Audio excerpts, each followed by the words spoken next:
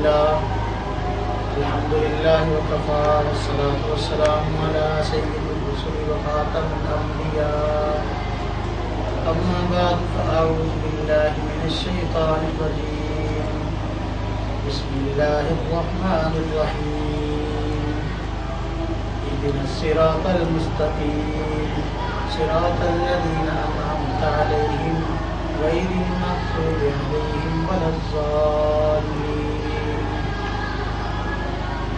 آمنت بالله صدق الله العظيم وصدق رسوله النبي الكريم ونحن على ذلك من الشاهدين والشاكرين والحمد لله رب العالمين. میرے بھائیوں کے احترام بھائیوں اور دوستوں، شریعت دو چیزوں کا نام ہے. ایک شریعت کے اصول ہیں اور دوسرے شریعت کی فروع. اصول سے مراد عقائد ہیں اور فروع سے مراد مسائل. پھر جو شریعت کے مسائل ہیں یہ دو طرح کے ہیں. بعض مسائل کو مسائل اجتہادیہ کہا جاتا ہے اور بعض کو مسائل غیر اجتہادیہ کہا جاتا ہے.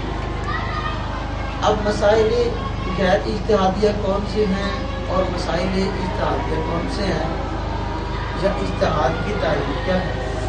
پہلے یہ بات سمجھیں کہ اجتہاد کا معنی ہوتا ہے غور و فکر کرنا، کسی چیز کی تحقیق میں پڑھنا، محنت کرنا، اور اسی سے ایک ملتا جلتا لفظ ہے استنباط کا، جس کا مفہوم ہے کہ گہرائی میں جا کر چھپی ہوئی چیز کو برآمد کرنا اور اس کو ظاہر کرنا. تو یہ دونوں لفظ اجتہاد اور استنباط در حقیقت محنت اور کوشش سے آتے ہیں. جس طرح ہر چیز کا اصول ہے دنیا میں، وکالت کے کچھ اصول ہیں، ڈاکٹری کے کچھ اصول ہیں، اسی طرح اجتہاد کے بھی کچھ اصول ہیں. اجتہاد وہی آدمی کر سکتا ہے جو کہ اجتہاد کا اہل ہو اور ان اصولوں کا اس کو پتہ ہو.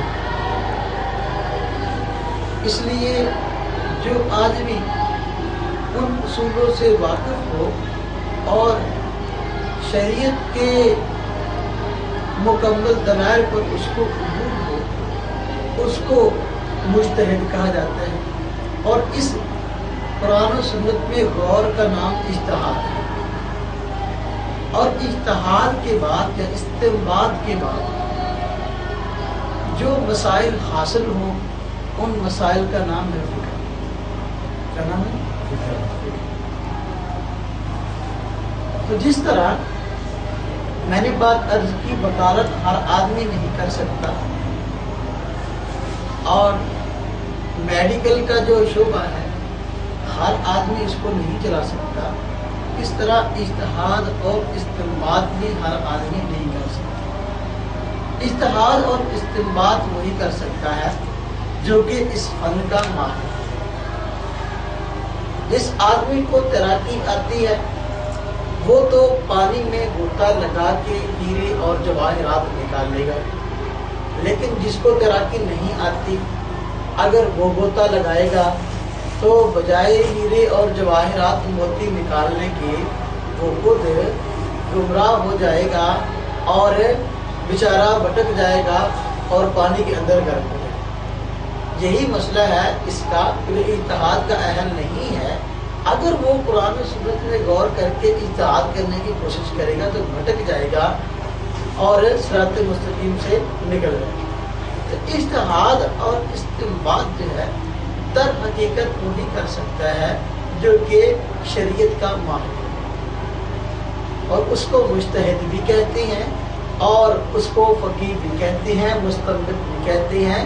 اور اس سے جو علم حاصل ہو، جو نتائج حاصل ہوں، جو مسائل حاصل ہوں، ان کو علم فکر کہتے ہیں.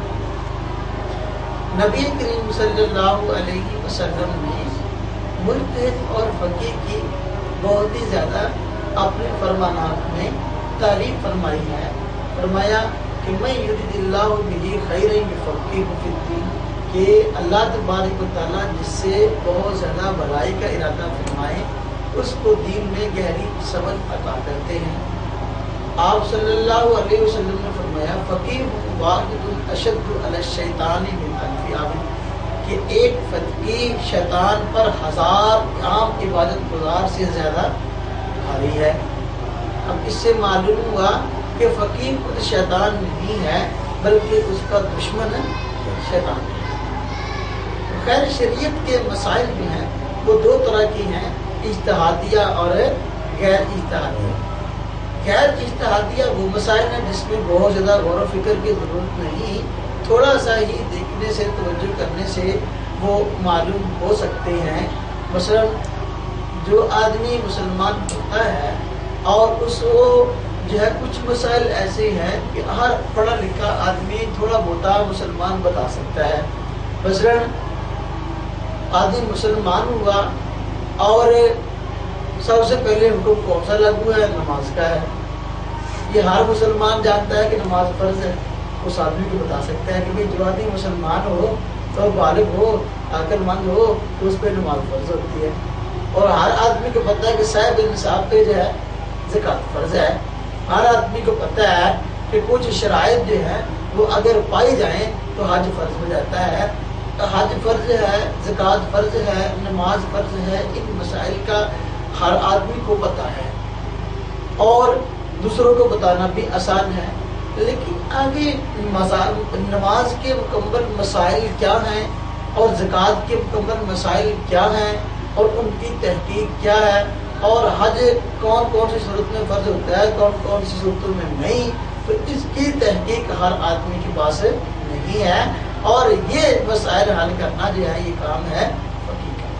تو جو مسائل غیر اجتہادی ہوتے ہیں وہ تھوڑی بہت فکر سے توجہ سے حاصل ہو جاتے ہیں، لیکن جو اجتہادی مسائل ہوتے ہیں وہ تھوڑی بہت توجہ سے نہیں حاصل ہوتے، بلکہ اس میں بہت زیادہ غور اور فکر اور تحقیق میں جانا پڑتا ہے، اور جائے گا بھی وہ جو کہ اس فن کا ماہر ہے، قرآن اور سنت پر عبور رکھتا ہے، پھر وہ ہمیں بتائے گا۔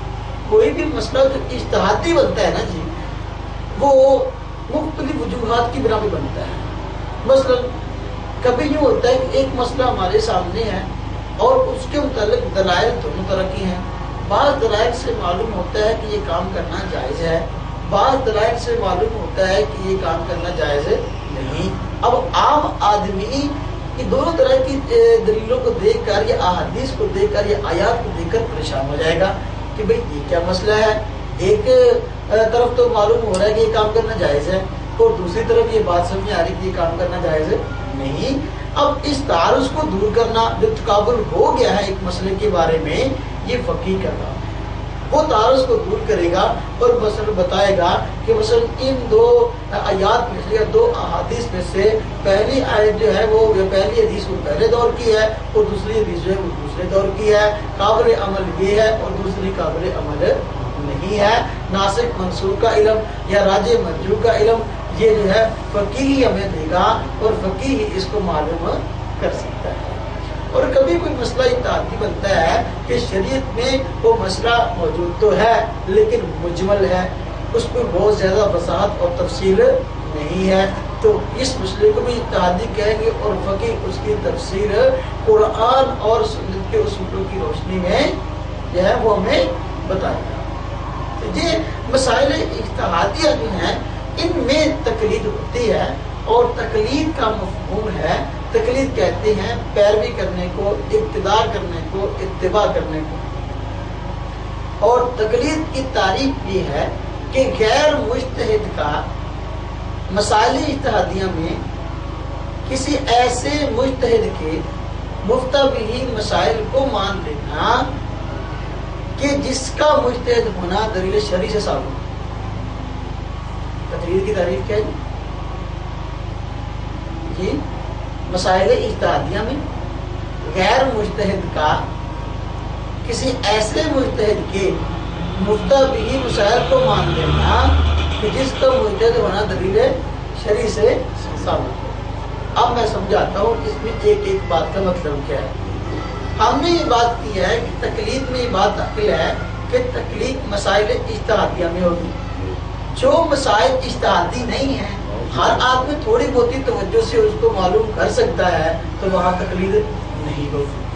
ایک اور شروع میں نے یہ بات بتائی کہ غیر مجتہد کا مسائل اجتہادیہ میں تو تقلید غیر مجتہد کرے گا, مجتہد کی تقلید نہیں کرے گا. تقلید کون کرے گا جی؟ غیر مجتہد. جو مجتہد ہے اس کو تقلید کرنے کی ضرورت نہیں, وہ تو شریعت کا ماہر ہے, وہ خود غور کر کے مسائل کو نکالے گا. اس سے یہ مسئلہ حل ہو گیا کہ جو بعض حضرات کہتے ہیں کہ جی آپ بتاؤ کہ تم تو کہتے ہو امام ابو حنیفہ کی تقلید کرنی ہے, امام ابو حنیفہ کس کی تقلید کرتا تھا؟ کہ بھائی امام ابو حنیفہ تو مجتہد تھے, تو مجتہد کسی کی تقلید نہیں کرتا, تو غیر مجتہد کی تقلید کرتا. یہ بات یہ سوال بھی غلط ہے کیونکہ تقلید کون کرتا ہے؟ غیر مجتہد. اور مسائل اجتہادیہ بھی ہوتی ہے, غیر اجتہادیہ میں نہیں ہوتی. آگے میں نے بات عرض کی ہے کہ مسائل اجتہادیہ میں تقلید کرنا کسی ایسے مجتہد کے مفتبی مسائل کی جس کا مجتہد ہونا دلیل شرعی ثابت ہو. جس طرح احادیث دو طرح کی ہوتی ہیں, بعض احادیث ایسی ہیں جو کہ صحیح ہیں اور ان کی آپ صلی اللہ علیہ وسلم کی طرف نسبت ٹھیک ہے, اور بعض احادیث ایسی ہیں جو صحیح نہیں اور آپ صلی اللہ علیہ وسلم کی طرف ان کی نسبت ٹھیک نہیں ہے, وہ کسی نے گھڑ لی بنا لی موضوع.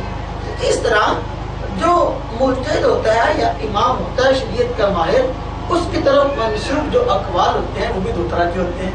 بعض اقوال ایسے ہیں کہ جو کہ اس کی طرف واقعی منسوب ہیں اور واقعی ان کا قول ہے. بعض ایسے ہوتے ہیں کہ جو کہ ان کی طرف منسوب جو ہے در حقیقت وہ ان کا قول نہیں ہے. تو اور بس اوقات قول ہوتا ہے لیکن مجتہد نے اس سے رجوع کر لیا ہوتا ہے کسی اور دلیل کی بنا پر, تو اس کا علم نہیں ہوتا دوسرے لوگوں کو. تو اس لیے جس قول پر فتویٰ دیا جائے اسے کہتے ہیں مفتوی قول. امام ابو حنیفہ کا یہ قول جو ہے اس پر فتویٰ ہے, مطلب اگر اس کے بالمقابل کوئی قول ہے تو اس کا اعتبار نہیں ہے. کیوں؟ یا تو اس وجہ سے کہ وہ امام ابو حنیفہ کا قول ہی نہیں ہے, وہ ایسے ہی کسی نے غلط نقل کیا ہے, یا اس وجہ سے قول تو ہے لیکن اس کا مقصد کوئی اور ہے یا کسی اور بات کسی اور پس منظر میں کہی گئی ہے. تو اس طرح مفتبی قول پر عمل کرنے کا نام تقلید ہے, غیر مفتبی جو قول ہے اس پر عمل کرنے کا نام تقلید نہیں ہے. تو ہم امام ابو حنیفہ رحمہ اللہ یا دوسرے ائمہ کی جو تقلید حضرات کرتے ہیں ان کی تقلید ان کے مفتبی اقوال میں کی جائے گی اور یہی تقلید کہلائے گی.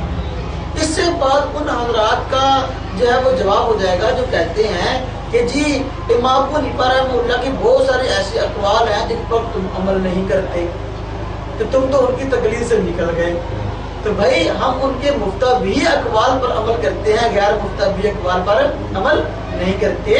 جس طرح کے موضوع احادیث جو ہے ان کی کوئی وقت نہیں ہے صحیح احادیث کے مقابلہ میں, اس طرح جو غیر مفتبی اقوال ہے ان کی کوئی حیثیت نہیں ہے مفتبی اقوال کے مقابلہ میں. وہ آج بعض غیر مقلد ہیں وہ انہی جو ہے وہ اقوال کو لیتے ہیں کہ جی دیکھو ایک غیر مقلد کتاب لگی کہ حنفیوں کا امام ابو حنیفہ سے اختلاف. اب وہ غیر مفتبی قول لے کر آیا ہے, کہتے ہیں دیکھو یہ امام ابو حنیفہ یہ کہتا ہے لیکن یہ اس کی تقلید نہیں کرتے. تو بھائی ہم امام ابو حنیفہ کی تقلید کرتے ہیں مفتبی اقوال میں. جو غیر مفتبی اقوال ہیں ان کی حیثیت کی دوسرے الفاظ میں تم کہہ سکتے ہو موضوع ضعیف حدیث کی طرح ہے. صحیح حدیث کے ہوتے ہوئے ضعیف حدیث یا موضوع حدیث پر عمل کرنے کی ضرورت نہیں ہوتی. اس طرح مفتبی قول کے ہوتے ہوئے غیر مفتبی اقوال کی ضرورت نہیں ہے.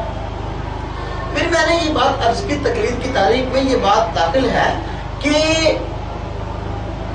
ہم نے ایسے مجتہد کی تقلید کرنی ہے کہ جس کا مجتہد ہونا دلیل شرعی سے ثابت ہو. اب دلیل شرعی سے کیسے ثابت ہے؟ دلیل شرعی سے کیا مراد ہے؟ دلیل شرعی سے مراد یہ ہے کہ پوری امت کا اس کے مجتہد ہونے پر اجماع مستقل دلیل شرعی ہے, کیونکہ دلائل شرعیہ کل 4 ہیں, قرآن کریم, آپ صلی اللہ علیہ وسلم, اجماع اور کیا سے شرعی. یہ چاروں دلائل شرعیہ ہیں. تو کسی دلیل شرعی سے اس کا پتہ چلے کہ واقعی یہ کیا ہے مجتہد ہے، اور اجماع امت خود مستقل دلیل ہے۔ آپ صلی اللہ علیہ وسلم نے فرمایا کہ میری امت گمراہی پر جمع نہیں ہو سکتی، میری امت گمراہی پر جمع نہیں ہو سکتی۔ اور اللہ رب العزت نے خود مسلمانوں کے راستے کو صراط مستقیم فرمایا، اور بھٹکنے والوں کو ان کی راہ کو چھوڑ کر اور آگے بڑھنے والوں کو جہنمی فرمایا۔ فرمایا میں اشارہ کی رسولہ من بعد ما تبین له الہدی ویتبع غیر سبیل المؤمنین نولی ما تولی ونصلیہ جہنم وساءت مصیرا، کہ دیکھو فرمایا ویتبع غیر سبیل المؤمنین، اللہ کے رسول کی مخالفت کرے اور مسلمانوں کے راستے کو چھوڑ کر اور راستے کو اختیار کرے، فرمان نولی ما تولی ونصلیہ جہنم، اس کو دو سزائیں دیں گے، ایک سزا دنیا میں دیں گے ایک آخرت میں۔ دنیا میں سزا یہ ہے کہ اس کو ہدایت نصیب نہ ہوگی، اور آخرت میں سزا کیا ہے؟ ونصلیہ جہنم، اس کو جہنم میں داخل کرے۔ تو اجماع امت جو ہے پوری امت کا کسی ایک آدمی پر اکٹھے ہو جانا اور کہنا کہ واقعی یہ آدمی جو ہے وہ شریعت کا ماہر ہے، اور واقعی یہ آدمی جو ہے اپنی مثال آپ ہے اور اس لائق ہے کہ اس کی اقتدا کی جائے، تو ہم کہتے ہیں جس کو پوری امت نے قبول کیا اس کو ہم مجتہد مانتے ہیں۔ وگرنہ آج تو گھر گھر میں مجتہد پیدا ہو رہے ہیں اور ہر آدمی دعویٰ کر رہا ہے کہ جی میں مجتہد ہوں، لیکن غیر ملکوں میں اکثر کہتے ہیں جی وہ جی انسانوں کی ضرورت ہے کسی چیز میں تکلیف دی، اصل دیکھو تم مجتہد ہیں، بھائی تمہیں امت نے مانا نہیں مانا، کس نے نہیں مانا؟ جو آج کل بہت سارے مجتہدین بنے پھرتے ہیں، لیکن چند باتیں یا چند حدیثیں رٹ کے جو ہے وہ لوگوں کو گمراہ کرتے پھرتے ہیں، اس سے زیادہ ان کا علم کوئی بھی نہیں، اور دنیا میں انہیں کوئی جانتا نہیں۔ جن مجتہدین کی تقلید کی جاتی ہے آج معرفہ کی، پوری دنیا ان کو جانتی ہے اور پوری دنیا ان کو مانتی ہے۔ تو ہم یہی کہتے ہیں کہ ایسے مجتہد کے مقتضی مسائل کو ماننا کہ جس کا مجتہد ہونا دلیل شرعی ثابت ہو، یہ شرعی سے مراد کیا ہے جی؟ اجماع امت سے، کہ پوری امت جو ہے ان کو امام مانتی ہو، مجتہد مانتی۔ بات سمجھ میں جی۔ اب سوال یہ ہے کہ یہ جو ہم تقلید کہتے ہیں کہ کرنی چاہیے، جن دلائل سے ثابت ہے، تو ان دلائل میں سے میں کچھ دلائل آپ کے سامنے ذکر کرتا ہوں۔ قرآن کریم میں اللہ رب العزت نے یہ شروع کی فاتحہ، شروع کی صورت ہے سورہ فاتحہ، اس کی آدھی صورت خود تقلید ہے۔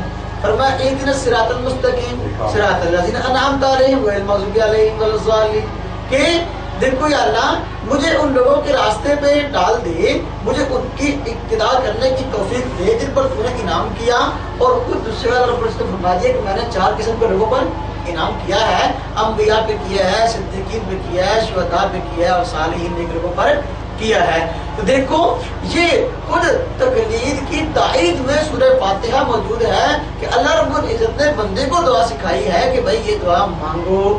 اب جو نماز میں تو کہتا ہے کہ یا اللہ مجھے ان لوگوں کی پیروی کرنے کی توفیق عطا فرما، ان کے نقش قدم پہ چلنے کی توفیق عطا فرما۔ نماز میں تو کہے لیکن جب سلام پھر بھی کہتے ہیں میں ان کو نہیں مانتا، تو اب اس کا کیا علاج ہے؟ اس کا کیا علاج ہے؟ اس کا علاج وہی ہے جو کہ پھر کبھی کبھار ان کے ساتھ ہوتا ہے۔ تو اس لیے یہ سورہ فاتحہ تو خود بتا رہی ہے کہ بھائی نیک لوگوں کی اور جن پر امت کو اعتماد ہو ان کی تقلید کرنی چاہیے، اور جو گمراہ لوگ ہیں ان کی تقلید نہیں کرنی۔ صراط الذین انعمت علیہم غیر المغضوب علیہم میں دیکھو یہ فرمایا غیر المغضوب علیہم ولا الضالین میں فرمایا وہ لوگ مراد ہیں جن کی تقلید نہیں کرنی، سیدھے راستے خود پٹک گئے اور دوسروں کو بھٹکا رہے ہیں، ان کی تقلید نہیں کرنی، خود گمراہ ہو گئے، تعصب کا شکار ہو گئے، ان کی تقلید نہیں کرنی، لیکن ان کی تقلید کرنی ہے جن پر اللہ نے انعام فرمایا۔ دونوں لوگوں کا تذکرہ قرآن کریم میں اللہ رب العزت نے فرما دیا کن کی تقلید کرنی اور کن کی تقلید نہیں کرنی۔ تو گویا قرآن کریم کی ترتیب کے اعتبار سے پہلی صورت ہے سورہ فاتحہ، اس میں ہی تقلید کا ثبوت ہو گیا۔ پھر اللہ رب العزت نے قرآن کریم میں ارشاد فرمایا کہ وَأَطِیعُوا اللَّهَ وَأَطِیعُوا الرَّسُولَ وَأُولِي الْأَمْرِ مِنکُم، کہ اطاعت کرو اللہ کی اور اس کے رسول کی اور اولی الامر کی۔ اولی الامر سے مراد کیا ہے؟ آیت قرآن کریم کی ہے، قرآن کی تفسیر کرنا مفسرین کا کام ہے۔ مفسرین نے لکھا ہے کہ اس سے مراد وقت کے امیر ہیں اور فقہا ہیں، وقت کے امیر اور فقہا ہیں۔ تو لہٰذا ان کی تقلید کرنا یہ قرآن کریم کا حکم ہے. دیکھو اطیعوا اللہ کی اطاعت کرو، اطیعوا اللہ، اور فرمایا اطیعوا الرسول، رسول کی اطاعت کرو. تو پھر فرمایا وہ امری منکم. پھر غور کرنے کی بات یہ ہے کہ ایک سوال کا جواب اللہ رب العزت نے اس آیت میں دیا ہے جب فرمایا وہ امری منکم، تو اس سے پہلے اطیعوا کا لفظ ذکر نہیں کیا. کیوں؟ اس لیے کہ مجتہد کی تقلید، فقیہ کی تقلید در حقیقت اس کی ابتدا نہیں ہے، در حقیقت ابتدا ہے اللہ اور اس کے رسول کی. در حقیقت ابتدا ہے اللہ اور اس کے رسول کی. اس لیے کہ فقیہ اپنی بات کہتا ہی نہیں ہے، وہ تو بات ہی کہتے ہیں اللہ کی اور اللہ کے رسول کی. تو جو اطیعوا کا لفظ اللہ سے پہلے آیا، رسول اللہ صلی اللہ علیہ وسلم سے پہلے آیا، لیکن فقیہ سے پہلے نہیں آیا، وہ اس لیے نہیں آیا کہ بھئی اس کی ابتدا در حقیقت ابتدا ہے اللہ اور اس کے رسول کی. جو آج ہمیں کہتے ہیں کہ بھی اللہ کے رسول کی بات مانو گے، امام کا قول مانو گے، بھئی امام کی بات در حقیقت بات ہے اللہ اور اس کے رسول کی. تو یہ اس سوال کے جواب کے لیے اللہ رب العزت نے بات شاہ فرما دی اور ان کے دھوکے کو صاف کر دیا کہ بھئی امام کی تقلید یا امام کی اطاعت اور پیروی در حقیقت مستقل کوئی اللہ کے رسول کے مقابلے میں نہیں ہے، اللہ کے رسول کی تائید میں. تو اس آیت سے بھی جو ہے تقلید کا ثبوت ہوا. اس طرح قرآن کریم میں اللہ رب العزت نے فرمایا فَاسْأَلُوا أَهْلَ الذِّكْرِ إِن كُنتُمْ لَا تَعْلَمُونَ. وَاسْأَلُوا أَهْلَ الذِّكْرِ إِن كُنتُمْ لَا تَعْلَمُونَ کہ تم اہل ذکر سے پوچھ لیا کرو اگر تم کو علم نہ ہو. معلوم ہوا ہر آدمی کو ہر مسئلے کا علم نہیں ہوتا. یہ کہتے ہیں ہر آدمی خود مسائل جان لے. جب ہر آدمی ہر مسئلے کو جان سکتا ہوتا تو اللہ رب العزت کیوں فرماتے کہ اگر تم نہ جانتے تو ان سے پوچھ لو. معلوم ہو کچھ لوگ نہ جاننے والے ہیں، کچھ جاننے والے، کچھ جاننے والے ہیں، کچھ نہ جاننے والے ہیں. تو نہ جاننے والے پوچھیں گے جاننے والوں سے. یہی کیا ہے؟ تقلید. یہی کیا ہے؟ تقلید. تو قرآن کریم نے مختلف الفاظ سے ان شریعت کے معنوں کو یاد کیا. کہیں اولی الامر فرمایا، کہیں اہل ذکر فرمایا، کہیں اللہ رب العزت نے ان کو ربانیین فرمایا. میں لولا ینہاہم الربانیون کہ ان کو ربانیوں نے کیوں نہیں روکا. اب یہی قرآن کریم کی آیت ہے. حضرت عبداللہ ابن عباس بخاری شریف میں روایت فرماتے ہیں کہ کونوا ربانیین حکماء علماء فقہاء، کہ بھائی ربانی بن جاؤ، کہ حکیم بن جاؤ. ربانی بن جاؤ، حکیم بن جاؤ، علماء بن جاؤ، فقہاء بن جاؤ. معلوم ہوا یہ سارے الفاظ کیا ہیں؟ مترادف ہیں. تو ربانیین اللہ رب العزت فرماتے ہیں کہ ان لوگوں کو، غلط کام کرنے والوں کو ربانیین نے کیوں نہیں روکا. تو اس سے معلوم ہوا کہ اللہ کے احکام سے مطلع ہونا اور لوگوں کی خیر خواہی کے لیے ان کو برے کام سے روکنا، ان کو اطلاع کرنا کہ یہ کام ٹھیک نہیں ہے، ناجائز ہے، یہ ربانیین کا اور فقہاء کا کیا ہے؟ منصب ہے. فقہاء کیا ہے؟ منصب ہے. پھر اللہ رب العزت نے قرآن کریم میں فرمایا کہ وما كان من ينفروا كافة لولا نفر من كل فرقة منهم طائفة ليتفقهوا في الدين. صحابہ کرام جہاد میں گئے تھے. اللہ رب العزت نے فرمایا کہ جہاد میں جانا چاہیے لیکن کچھ لوگوں کو پیچھے رہ جانا چاہیے. ایک جماعت چھوٹی سی ہو، کیوں بھائی؟ طائفة ليتفقهوا في الدين، جماعت اس لیے ہو تاکہ وہ دین میں گہرائی حاصل کرے.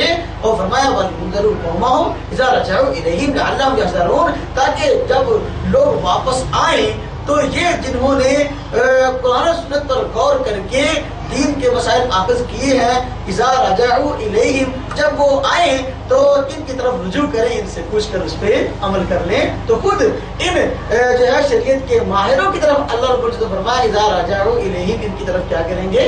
رجوع کریں گے. تو دیکھو معلوم ہوا کہ ماہر کی طرف رجوع کا حکم اللہ تبارک و تعالیٰ نے قرآن کریم میں دیا ہے.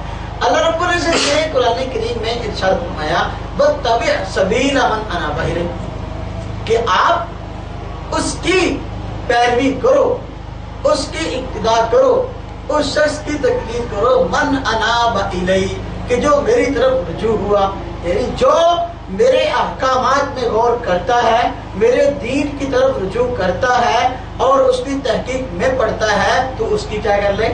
اقتداء کر لے. اب اگر تقلید حرام ہوتی، اتباع حرام ہوتی، پیروی حرام ہوتی، ہر آدمی نے قرآن و سنت کو خود سمجھنا ہوتا تو اللہ رب العزت کیوں فرماتے وَاتَّبِعْ سَبِيلَ مَنْ أَنَابَ إِلَيَّ؟ وہی اس لیے کہ ہر آدمی ہر مسئلے کو جان ہی نہیں سکتا. اللہ رب العزت نے فرمایا لَعَلِمَهُ الَّذِينَ يَسْتَنبِطُونَهُ مِنْهُمْ کہ دیکھو جو ان لوگوں میں سے اہل استنباط ہیں وہ اس کو جان لیتے اور پھر جو ہے دوسرے لوگ ان سے پوچھ لیتے. تو اس اہل استنباط یعنی بات کی تہ میں اتر کر اس بات کی حقیقت کو جاننے والے جان لیں اور دوسرے ان سے پوچھ لیں.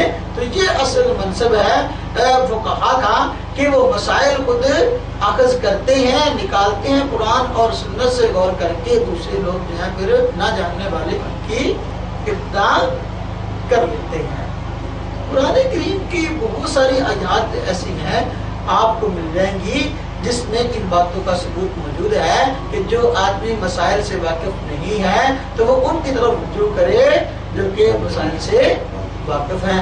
نبی کریم صلی اللہ علیہ وسلم نے فرمایا انما شفاء العی سوال کہ جو بیمار ہے اس کی شفا ہے سوال کرنے میں.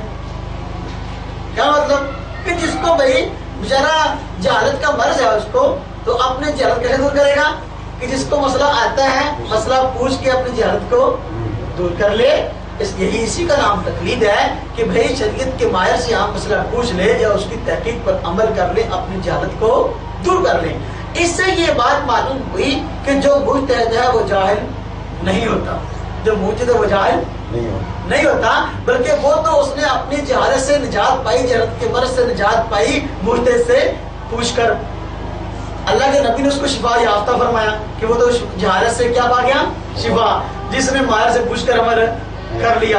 لیکن ایک آدمی ماہر بھی نہیں ہے اور ماہر سے پوچھتا بھی نہیں ہے تو وہ جاہل ہوا کہ نہ ہوا؟ وہ جاہل بھی ہے اور جہالت سے اس نے شفا بھی نہ پائی، جہالت سے شفا بھی نہ پائی اور وہ جاہل ہے اور اپنے آپ کو عالم سمجھ رہا ہے. یہی اس کی جہالت ہے کہ آتا بھی کچھ نہیں اور سمجھا بھی اپنے آپ کو بہت کچھ، تو وہ جاہل ہے اور وہ جہالت سے اس نے اپنی شفا نہیں پائی. ہم کہتے ہیں ہم شریعت کے مسائل پر مکمل قبول نہیں رکھتے اور اس کے اصول پر قبول نہیں رکھتے. جو ہمارے آئمہ ہیں وہ قبول رکھتے تھے، ہم نے ان پر اعتماد کیا، ان پر اعتماد کر کے ان سے پوچھ کر جو ہے اپنی جہالت کو دور کر لیا. تو ہم جو ہے الحمدللہ جہالت سے شفا پا گئے اور تم ابھی تک جہالت میں ہی ڈوبے ہوئے ہو. بات سمجھ میں آئی نا جی؟ تو اس طرح قرآن کریم کی آیات میں آدمی غور کرے، نبی کریم صلی اللہ علیہ وسلم کے فرمانات میں غور کرے تو تقلید کا ثبوت آدمی کو بہر صورت مل جاتا ہے اور کافی اور شافی مل جاتا ہے. جس نے ماننا ہو اس کو مل جاتا ہے. اور مجتہد جو اجتہاد کرتا ہے وہ دلائل شریعہ کو سامنے رکھ کے کرتا ہے.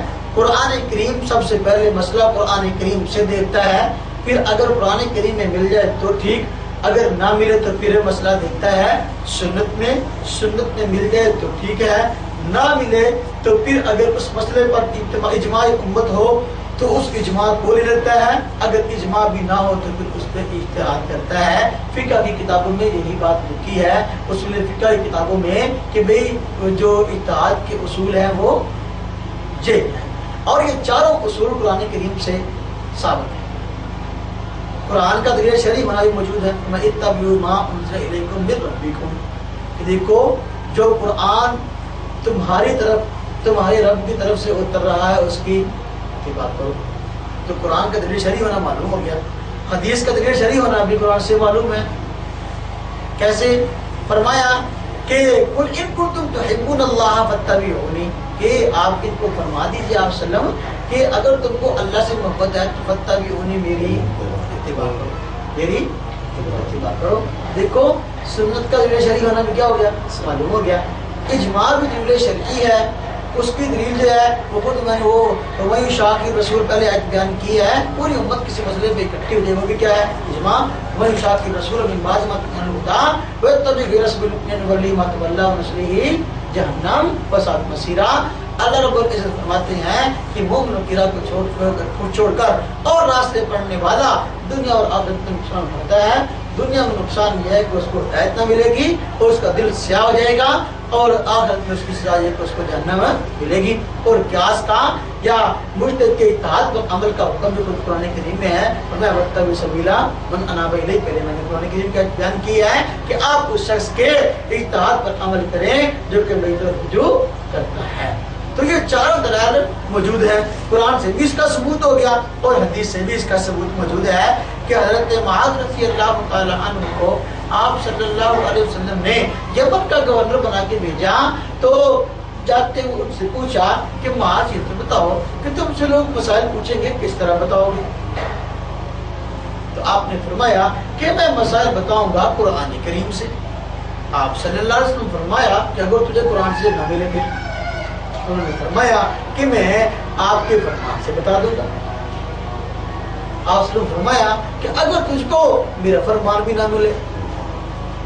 अब देखो ये हदीस जो है बता रही है कि सारे मसाइल तफसील के साथ जो है उनका जो है वो कुरान और सुन्नत में मौजूद है नहीं। बाद मसाइल में जो है वो उसूल तो है बाज़ बातों में, लेकिन तफसील उनकी नहीं, उनकी तफसील में जाना पड़ेगा। इसलिए आपने फरमाया कि अगर तुमको सुन्नत में ना मिले तो हजरत मुआज़ रज़ियल्लाहु तआला ने फरमाया अजताहिदु बिराई, मैं अपनी राय से क्या करूंगा? इत्तेहाद करूंगा। मालूम हुआ अपनी राय से इत्तेहाद करना कोई कुफर नहीं है। कहती अहले राय है भाई, अहले राय जो है वो अहले राय होना एक फखरिया बात है।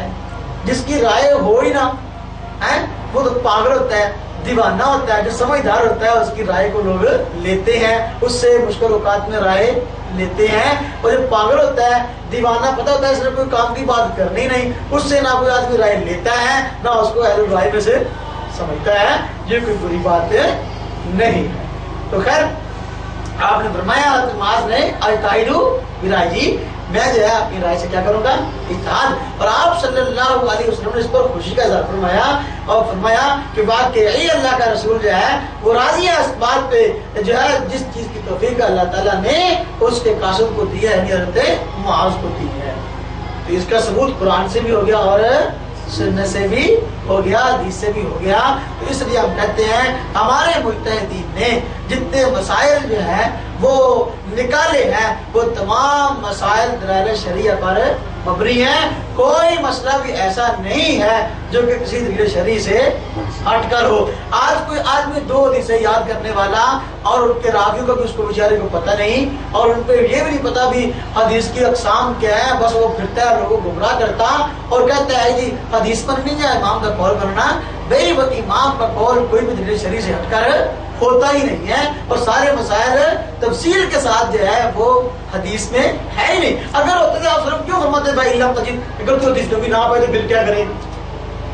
फिर तो और पास कहते भी है ही सारे, ये नहीं फरमाया। क्या फरमाया? अजताहिदु बिराई। मालूम हुआ जब एक मसला कुरान और सुन्नत में वाज़ेह तौर पर ना हो तो उसमें इज्तिहाद किया जाएगा। कुरान और सुन्नत जो है ये उसूल की किताब है। किसी किताब है? उसूल की। इन उसूलों की रोशनी में मुज्तहिद जो है वो इत्तेहाद करता है और उसे निकालता है। अब आज आदमी कहे जी मैं तो सूद तब छोड़ूंगा बैंक का, आप मुझे जो है वो कुरान से बैंक के सूद के बारे में बैंक का लफ्ज़ दिखाओ कि जी बैंक का सूद हराम है, फिर मैं छोड़ूंगा। हैं? तब कहेंगे वो उसूल की किताब है ना, बैंक का सूद हराम है। हम वो उसूलों की रोशनी में आपको बताते हैं या हदीस की रोशनी में आपको बताते हैं। कोई आदमी कहे रेलगाड़ी में नमाज पढ़नी है तो मुझे कुरान में बताओ कि रेलगाड़ी का लफ्ज़ है किस तरह पढ़ने की, आप मसाइल है। जहाज पे नमाज पढ़ने के मसाइल है, अब वो मुझे जहाज का कोई लफ्ज़ दिखाओ। तो ये तो बातें बिल्कुल फजूल है।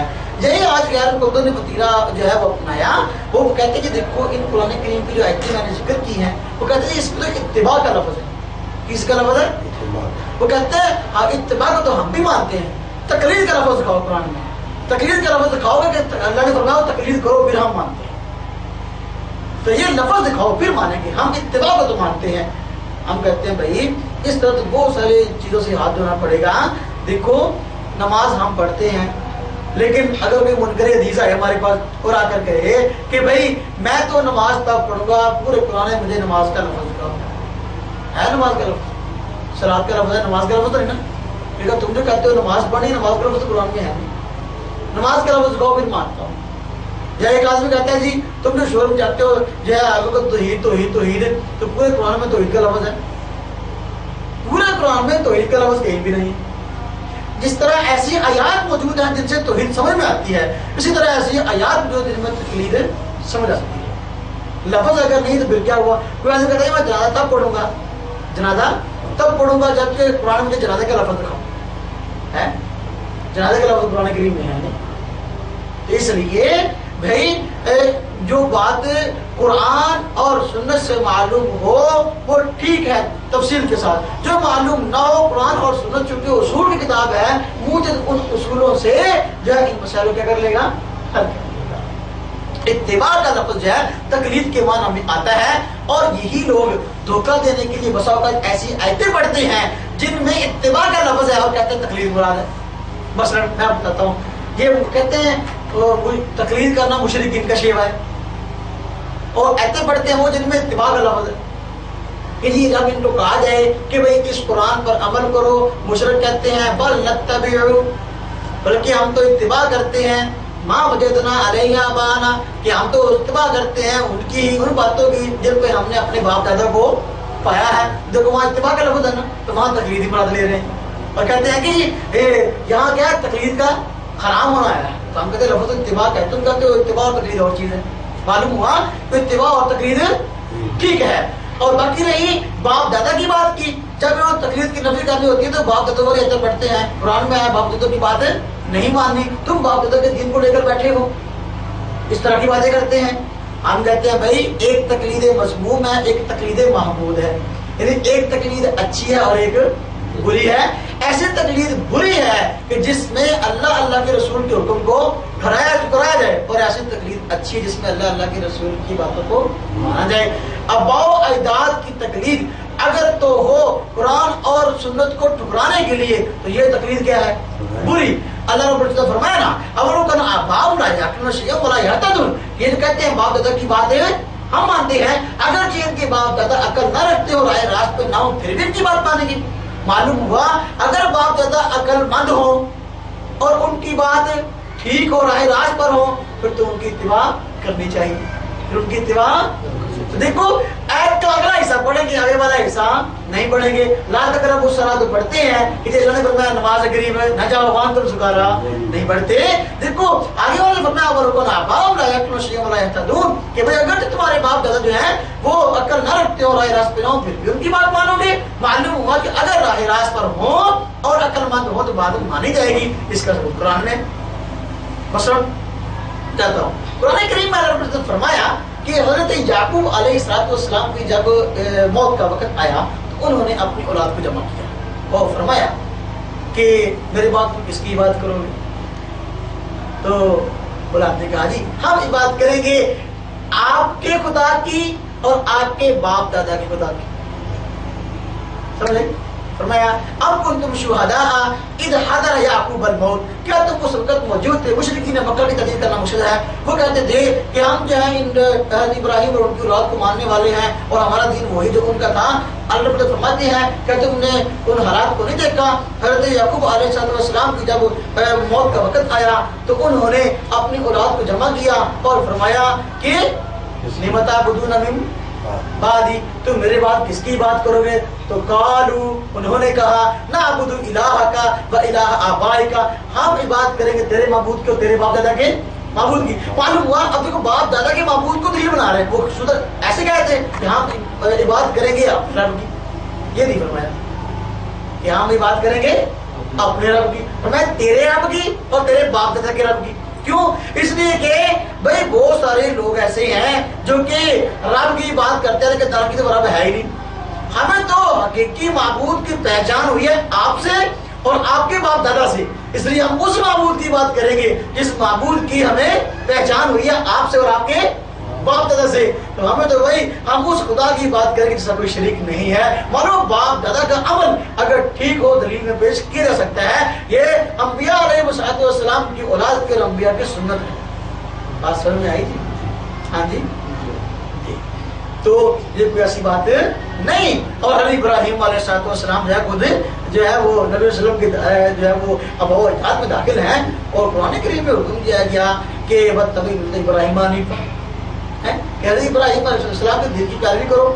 باپ کہتا ہے کہ دین اگر برا ہو تو پھر منع ہے اس کا, اگر اچھا ہو تو پھر اس پہ عمل کرنا قرآن کا حکم ہے, اور نہیں مانے گا ڈبل گناہ ہے. یہی فرمایا گا نا والدین وصیّ الانسان بوالدیہ ہے, فرمایا کہ تم کو ہم نے وصیت کی ہے کہ اپنے والدین کا حکم مانو, اور فرمایا ان جاہداکا اگر تجھ کو مجبور کرے اس بات پر کہ تو شرک بھی معاشرہ بھی علم, ایسی بات پر کہ تو شریک کرے میرے ساتھ اس چیز کو کہ جس کا تجھے کوئی علم نہیں ہے, جو دین کی بات نہ ہو, تو پھر تم نے ان کی اطاعت نہیں کرنی. اطاعت لیکن اگر دین کی بات کہیں تو بات ٹھیک ہو تو پھر ان کی بات اطاعت کرنی, اگر نہیں کرو ڈبل گناہ ہے. اللہ کی نافرمانی کرنے کا الگ گناہ, باپ دادا کی مخالفت کرنے کا الگ گناہ. تو یہ باپ دادا کی مخالفت جو ہے یہ تب ہے جب کہ وہ شریعت کے خلاف کہیں, اگر وہ شریعت کے حق میں کہتے ہیں تو پھر یہ منع نہیں ہے. اب میں کچھ باتیں آپ کے سامنے عرض کرتا ہوں کہ جو یہ سوالات کے انداز سے بسا اوقات کرتے ہیں. مثلاً کہتے ہیں جی آپ تقلید کرتے ہو ان اماموں کی, تم صحابہ کرام کی تقلید کیوں نہیں کرتے؟ تم خود کہتے ہو کہ ان اماموں سے زیادہ درجہ بڑا ہوا کن کا؟ صحابہ کرام کا. تم صحابہ کی تقلید کیوں نہیں کرتے؟ ہم اس کا یہ جواب دیتے ہیں کہ بھائی اللہ کے بندو, ہم صحابہ کرام کی بھی تقلید کرتے ہیں اور ان کی تقلید کرتے ہیں ان اماموں سے پوچھ کر.